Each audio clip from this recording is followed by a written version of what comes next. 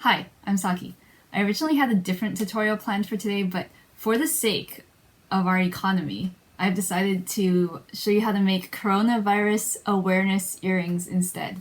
So, why am I teaching you how to adorn your face with little floof balls instead of showing you how to wash your hands better? Because, okay, reason number one, my classes got canceled. I teach art class at a high school, and they decided to go 100% virtual. That means all of the lectures got moved over to Skype or Zoom. And obviously I can't teach paper mache virtually, so my classes just straight up got canceled. And it kind of sucks because I'm not paid salary, I'm paid hourly. So yeah. Second reason I'm making this video is to give you something to do, because you're probably going to be bored out of your mind if you're trapped at home for 2 weeks. So you might be wondering, how are these earrings going to help our local economy?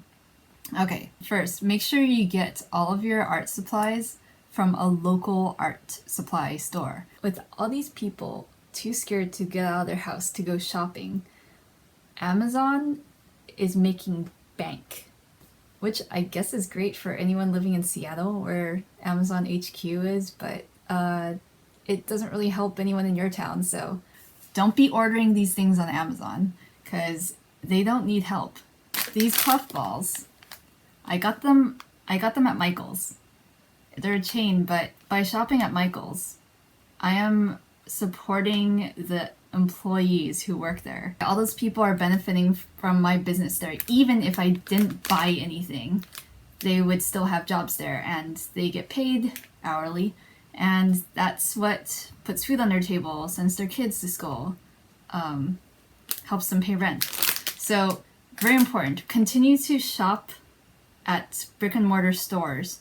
Do not order your puff balls from Amazon. If you can't find them at a craft store, try looking at a pet shop for these, because the bigger ones, these ones are sold as cat toys. My cat likes them. They work. Even if you shop at Walmart, there's still employees who are getting paid to be there at that Walmart, at your local Walmart. And it's going to make your city or town, your neighborhood, a safer place, have a better economy. Yeah. Okay, anyway. Besides shopping for art supplies at a local store, you know what you can continue to do is go to restaurants. People have been hoarding pasta and canned goods like it's the apocalypse, and they're just gonna live in their bomb shelter for a few weeks. I don't know, however long this lasts.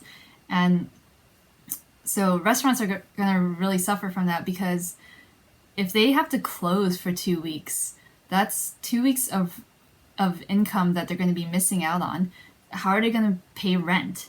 Another group of people who are very affected by this coronavirus scare are musicians. I have a couple of friends who are musicians, and they had a bunch of gigs canceled because the venues couldn't have more than 200 people. If you can, try to show your support for your favorite local artists by going to their smaller shows. It'll be a smaller venue, a smaller audience, but that's where they need you. Okay, actually, now I'm going to show you how to make the things. Alright, first thing you're going to need is some floof balls. So these are pom-poms with spikes. It's very important, you have to get the ones with the spikes on them, because that's the corona part of the coronavirus. Otherwise it's just a ball. It could be like a vacuole or a chlorophyll or, I don't know, a hydrogen atom or something. Anyway, so you have to have the spiky balls, you have to have the spikes on it for it to be a coronavirus. It's got like surface proteins, or maybe they're saccharides. I don't know what they are, but get the spikes. I'm going to be using yellow ones for this tutorial. You can get any color you want. Coronaviruses are too small to reflect photons, to reflect light, so they don't actually have a color, which means your coronavirus earrings can be any color you want. Okay, next thing you're going to need is thread. Make sure you get a nice strong thread. This is cotton quilting thread. It's not necessary to get cotton, but just get something that's sturdy. Don't get like a crappy Surger cone thread. Actually, I'm going to use this red one. I like red. Red and yellow? Yeah, okay. So we got our pom-poms, and we got our thread, scissors to cut the thread, and a needle. Oh wait, and the earrings, duh. So these are earring blanks. These are clip-ons. I need clip-ons because I don't have pierced ears. You can get these at probably some craft store or a jewelry supply or beading store. So these are spring-loaded hoops. Very handy. If you do have pierced ears, you will have no problem finding these blank hooks. I'm going to use these for the tutorial just because I feel like most people who wear earrings have pierced ears. Okay, so first step, cut yourself some thread. You probably don't need this much, but I'm going to use this much anyway. Okay. And then thread the needle. Okay, there we go. And unlike most sewing projects, we're not going to double it up and tie a fat knot at the end. We're just going to leave that loose. Okay, we're just going to go from pole to pole, so south pole to north pole. Oops, I missed that. There we go. It's kind of in the middle. All right, stick that all the way through and pull until that loose end is out. All right, next thing is you're going to put this through your earring hoop, earring hole? I don't know. So get the earring in there. And what you want to do is put the needle back in really close to the exit point, but not directly there. You want to put it right next to it, because if you put it directly into the same hole, it might just pull out of the pom-pom later. Okay, and then also exit kind of to about 1 millimeter over. Do not exit through the same hole. Okay, go ahead and pull that all the way through. You can put the needle away temporarily. All right, so now we got the earring hook. We got the earring hook, and then it's both of the tails are now threaded through your pom-pom. What you can do is pull that all the way. Don't tug on it too hard. You just want this. You just want this to be touching the ball. And decide how long you want the dangle. So the dangle is gonna be from the end of the ball until wherever you tie your knot. So I'm gonna go for like a 2-inch dangle. I know I said 1 millimeter and then I said 2 inches. Should make up my mind. All right. So something like that. I'll go for that. And if you're paranoid, you can tie it. If you're paranoid about it coming loose, you can tie a second knot, but I don't think this is super necessary. Okay, there we go. And then just cut off the extra thread.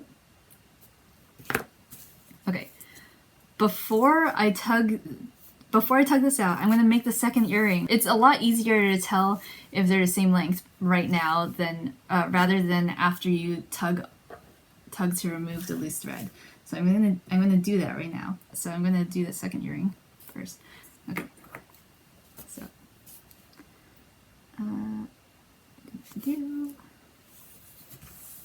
okay. Again, threading it through pole to pole. Okay. Lovely. So threaded it through the pom-pom, then through the earring thingy, and then back through here. Oops.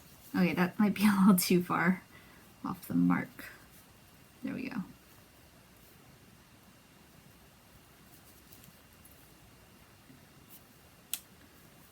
All right, so I'm going to tug that. Oops, I think I tugged it too hard. Okay, so I'm gonna try to get the knot right there. Let's see how close I get.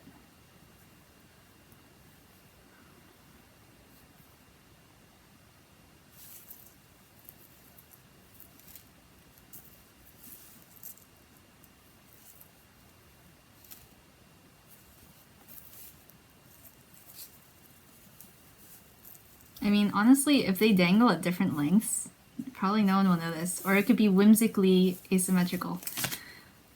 We'll roll with that. Okay. Tie that knot. Tie it again.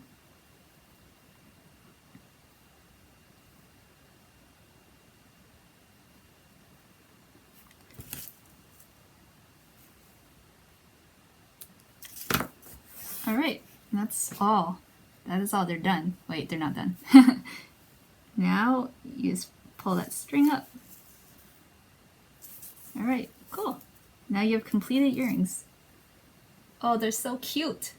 World's cutest viruses. Cool. Well, I can't wear these because I don't have pierced ears, but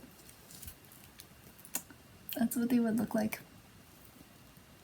Okay, look. I can probably wear them on. Alright. Haha. I'm surrounded by viruses.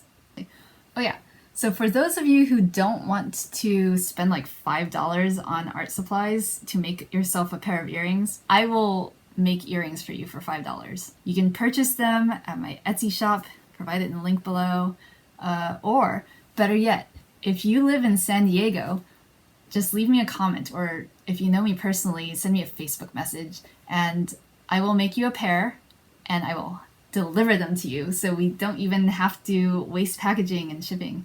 I think that's it. Anyway, so teachers, restaurants, musicians, these are obviously not the only groups of people who are affected, but I thought I'd draw your attention to it, raise awareness. So don't forget to help out your local economy by continuing to live your life.